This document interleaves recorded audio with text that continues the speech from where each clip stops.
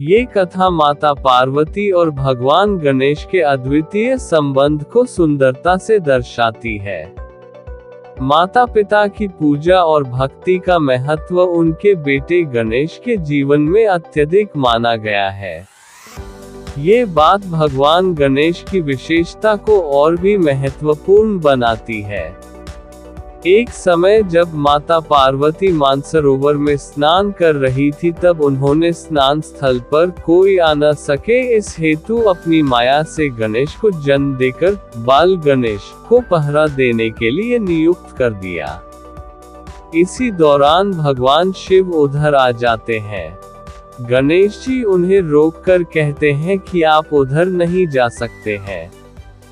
ये सुनकर भगवान शिव क्रोधित हो जाते हैं और गणेश जी को रास्ते से हटने का कहते हैं, किंतु गणेश जी अड़े रहते हैं। तब दोनों में युद्ध हो जाता है।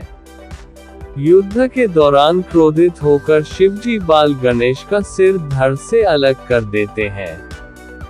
शिव के इस कृत्य का जब पार्वती को पता चलता है तो वे विलाप और क्रोध से प्रलय का सृजन करते हुए कहती है कि तुमने मेरे पुत्र को मार डाला। माता का रौद्र रूप देख शिव एक हाथी का सिर गणेश के धड़ से जोड़कर गणेश जी को पुनः जीवित कर देते हैं।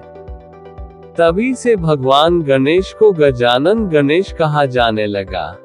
पूर्व काल में पार्वती देवी को देवताओं ने अमृत से तैयार किया हुआ एक दिव्य मोदक दिया। मोदक देखकर दोनों बालक कार्तिकेय तथा गणेश माता से मांगने लगे।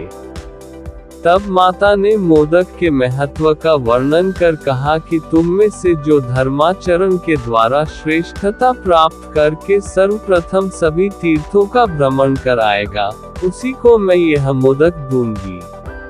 माता की ऐसी बात सुनकर कार्तिकेय ने मयूर पर आरूढ़ होकर मुहूर्त भर में ही सब तीर्थों का स्नान कर लिया। इधर गणेश जी का वाहन मूषक होने के कारण वे तीर्थ भ्रमण में असमर्थ थे।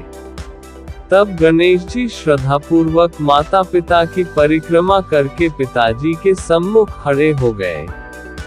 ये देख माता पार्वती जी ने कहा कि समस्त तीर्थों में किया हुआ स्नान, संपूर्ण देवताओं को किया हुआ नमस्कार, सब यज्ञों का अनुष्ठान तथा सब प्रकार के व्रत, मंत्र, योग और संयम का पालन, ये सभी साधन माता पिता के पूजन के 16वें अंश के बराबर भी नहीं हो सकते। इसलिए ये गणेश सैकड़ों पुत्रों और सैकड़ों गणों से भी बढ़कर है।